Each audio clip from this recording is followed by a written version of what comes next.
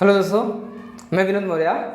आज हम बात करेंगे रोम्बस के बारे में। इसके पहले की वीडियो में मैंने रेक्टेंगल के बारे में, स्क्वायर के बारे में और पैरेललोग्राम के बारे में समझा दिया है। तो चलो अब बात करते हैं रोम्बस। ठीक है, तो parallelograms having all side equal is called rhombus. मतलब एक ऐसा पैरेललोग्राम जिसकी क्या है, सभी साइड क्या हो, इक्वल हो। मतलब अगर ए भी 5 का है तो बी सी भी 5 का, सी डी भी 5 का और ए डी का भी 5, ए डी भी 5 का। मतलब सभी साइड क्या हो, सेम हो। और नाम तो पैरेललोग्राम है। पैरेललोग्राम का मतलब क्या है कि जिसकी जो अपोजिट साइड है क्या हो, पैरेलल हो। ठीक है, तो अभी पैरेललोग्राम के अंदर अपने रोम्बस के बारे में देखते हैं। ठीक है, चलो। तो यानी इसको क्या बोला मैंने कि जो इसकी ए बी साइड है और सी डी साइड क्या है, एक दूसरे के पैरेलल है। मतलब ए बी को मैं आगे बढ़ाऊं और सी डी लाइन को मैं आगे बढ़ाऊं, एक दूसरे को इंटरसेक्ट करेगी नहीं, वो एक लाइन में बढ़ती जाएगी। ठीक है, उसके बीच में सेम जो डिस्टेंस है दोनों साइड के बीच में सेम रहेगा। ठीक है, तो कभी एक दूसरे को इंटरसेक्ट करेगी नहीं। ठीक है, ऐसे ही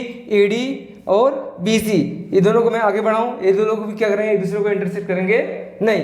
ठीक है, चलो। तो यहाँ पर बोल सकते हैं A B parallel C D, A B parallel C D and A D parallel B C है, A D parallel B C. ठीक है, चलो। तो यानी मैंने पहले बोला कि जिसकी इसकी सभी साइड क्या है, सेम है। तो A B equal to B C equal to C D equal to A D, सभी साइड सेम है। और यानी इसमें एक खास बात क्या है इसकी कि इसकी जो अपोजिट एंगल है क्या होते हैं, अपोजिट एंगल इक्वल होते हैं। जैसे कि ए का अपोजिट कौन होगा, सी, उसके जस्ट सामने वाला। तो ये क्या है, a angle A equal to angle C, opposite side equal होंगे। ठीक है, सेम टू सेम इधर भी अगर ये दोनों अपोजिट साइड सेम है तो सॉरी एंगल सेम हो रहे तो ये वाले एंगल भी तो सेम ही होंगे ना।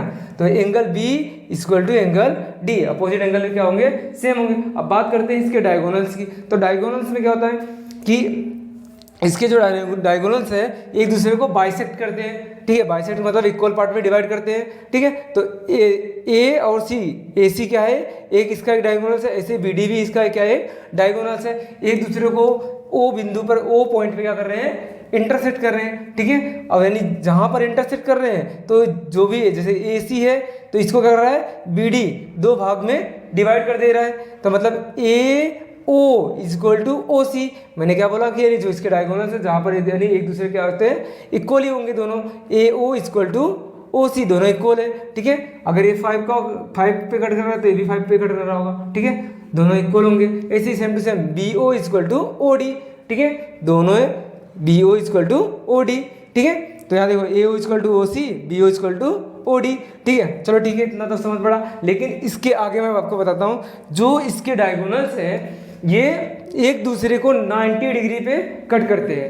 कितने पे, 90 डिग्री। जैसे कि यहाँ पर एक दूसरे को, यहाँ पर देखो ये जो है यहाँ पर एक दूसरे को 90 डिग्री पे कट कर रहा है। ठीक है, यहाँ पर 90 का बन रहा है। ठीक है, यानी यहाँ 90 का तो इधर भी 90 का बन रहा है। ठीक है, और इधर भी 90 का। ठीक है, तो ये एक दूसरे को 90 डिग्री पे क्या करते हैं, इंटरसेक्ट करते हैं। ठीक है, चलो अब बात करेंगे। चलो अब बात करते हैं ट्रेपीजियम की। A quadrilateral having exactly one pair of parallel side is called trapezium। मतलब एक ऐसा कोडिलेटरल जिसकी एक पेयर कैसी होनी चाहिए, जिसकी एक साइड की एक पेयर क्या हो, पैरेलल हो। मतलब जैसे देखो इसमें एक साइड ऐसा है, एडी का एडी के सामने वाला साइड कौन सा है, बीसी। ये साइड क्या है, एक दूसरे के पैरेलल है। देखो ये कभी भी एक दूसरे को इंटरसेक्ट करेगी नहीं क्योंकि ये पैरेलल है, लेकिन ये दोनों साइड एक दूसरे के पैरेलल है। ठीक है, तो यहाँ पर क्या बोला है कि कोई ऐसा कोडिलेटरल जिसमें exactly one pair of parallel, मतलब वन पेयर ऑफ साइड, मतलब एक पेयर जो साइड का क्या हो, पैरेलल हो। ठीक है, तो इसमें एक पेयर है ना ए डी और दूसरा बी सी, तो ये दूसरे क्या है, एक दूसरे के पैरेलल है। ठीक है, और लेकिन ये पैरेलल नहीं है। क्यों नहीं है, देखो अगर ये लाइन को मैं आगे ऐसे बढ़ाते जाऊँ, ठीक है, तो ये वाली लाइन आगे बढ़ती जाएगी, कहीं ना कहीं जाके अगर एक दूसरे को इंटरसेक्ट कर दी, यहाँ पर क्या कर दे रही है, दूसरे को कट कर दे रही है। ठीक है, तो ये ए बी और डी सी ये क्या है, पैरेलल नहीं, क्योंकि आगे जाके एक दूसरे को इंटरसेक्ट कर देगी। और यानी ऐसे ट्रेपीजियम क्या बोलता है कि कोई एक पैरेलल साइड हो, एक पैरेलल पेयर होना चाहिए। ठीक है, साइड का। ठीक है, तो इसमें एक है A D parallel B C, तो अपने इसको ऐसा लिख सकते हैं ए डी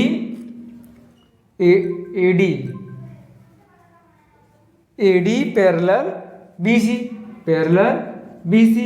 ठीक है, बस इसमें यानी ट्रेपेजियम में और कुछ है नहीं, ठीक है। यानी इसको पहचानने का तरीका क्या है, इसमें एक पेयर क्या होगा, पैरेलल होगा, ठीक है, एक पेयर पैरेलल होगा, दूसरी पे जो दूसरी साइड का जो पैरेलल होगा नहीं, वो एक दूसरे को इंटरसेक्ट कहीं ना कहीं पर कर देगा, ठीक है। अब बात करते हैं आइसोस्केल ट्रेपेजियम। आइसोस्केल ट्रेपेजियम नाम में ही है, आइसो मतलब जिसमें क्या हो, कोई भी दो साइड क्या हो, इक्वल होनी चाहिए, ठीक है, उसको बोलेंगे आइसोस्केल ट्रेपेजियम।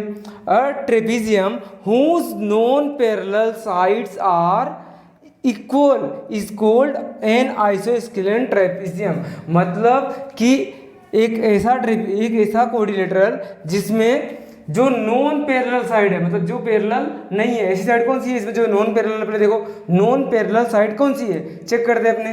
देखो ये वाली साइड तो पैरेलल लग रही है क्योंकि है ही पैरेलल, ठीक है, तो ये एक दूसरे को इंटरसेक्ट करेगी नहीं, लेकिन जो ये वाली साइड और ये वाली साइड एक दूसरे को इंटरसेक्ट आगे चल के कर देगी क्योंकि थोड़ी सी क्रॉस में है, ठीक है, तो आगे चल के क्रॉस कर देगी। तो मतलब क्या बोले, नॉन पैरेलल, मतलब जो नॉन पैरेलल साइड है वो क्या होना चाहिए, इक्वल होना चाहिए। तो नॉन पैरेलल साइड कौन सी है, ए बी और सी डी, ये दोनों कैसे होनी चाहिए, इक्वल होनी चाहिए। आइसोस्केलेन ट्रेपेजियम क्या बोलता है कि जो नॉन पैरेलल साइड है वो क्या होना चाहिए, इक्वल होना चाहिए। तो अगर ये मैं मान लूँ ये 15 का है तो ये भी कितने का, 15 सेंटीमीटर का ही होना चाहिए, ठीक है, ठीक है, नो यानी इक्वल होना चाहिए, ये 15 तो ये भी 15, उसको बोलेंगे आइसोस्केलेन ट्रेपेजियम, ठीक है।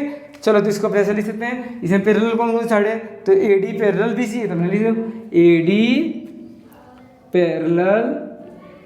डी पैरेलल बी सी, ठीक है, ए सी बी सी, ठीक है, तो ये लाइन क्या है, पैरेलल है। उसके बाद और क्या इसमें क्या है, एक तो इसकी जो नॉन पैरेलल साइड है वो क्या है, इक्वल है, तो A B equal to D C, तो A B equal to D C, A B equal to D C, बस हो गया आइसोस्केलेन ट्रेपेजियम।